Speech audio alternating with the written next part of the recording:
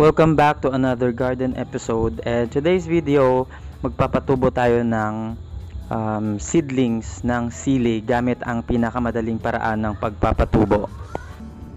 Nasubukan ko na to dati at masasabi ko talagang highly effective siya, around 70 to 80% germination rate gamit lang yung hinog na bunga ng sili o yung pula.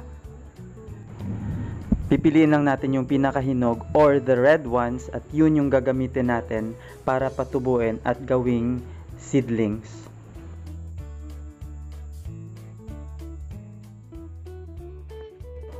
Simulan natin sa paglalagay ng medium sa ating pots na pagtutubuan ng ating mga sili.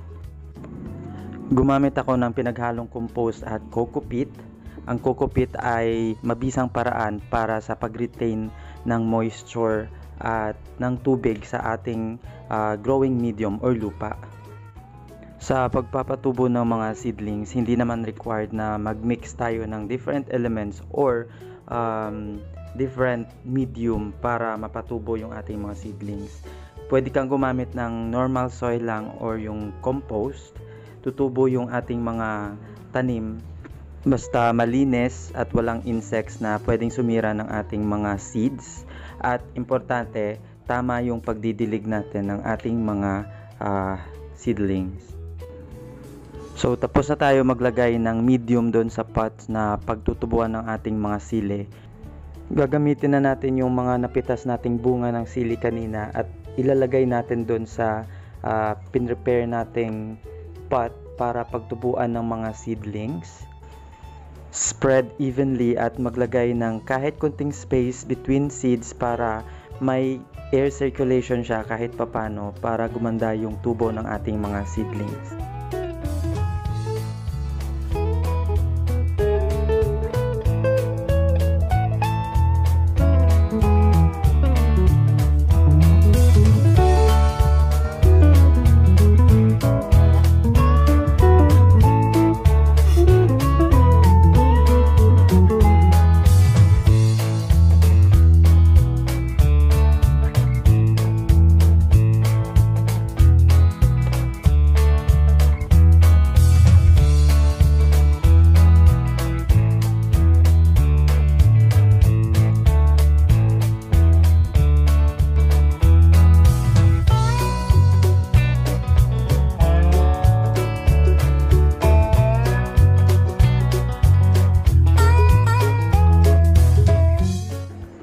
After natin ilagay yung seeds doon sa ating growing medium, maglalagay tayo ng thin layer ng lupa on top of our seedlings para pang-protect sa mga insects. Then water the pot para mag-moist yung ating medium na gagamitin.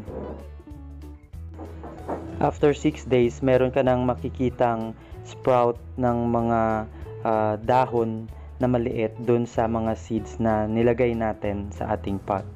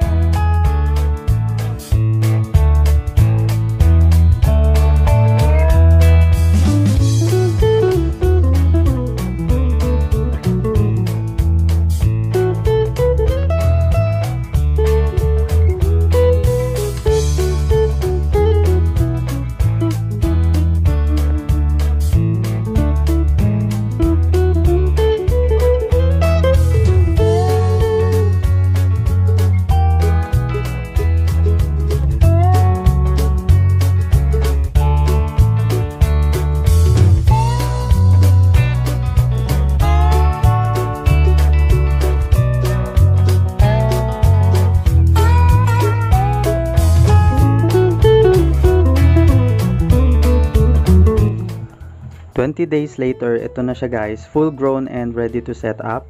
Pwede mo pa siyang palakihin depende sa preference mo, pero mas recommended na i-transplant mo na siya agad since magkadikit-dikit yung setup na ginawa natin.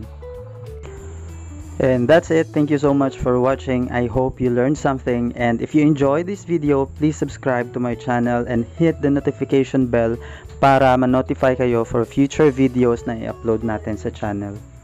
Happy planting!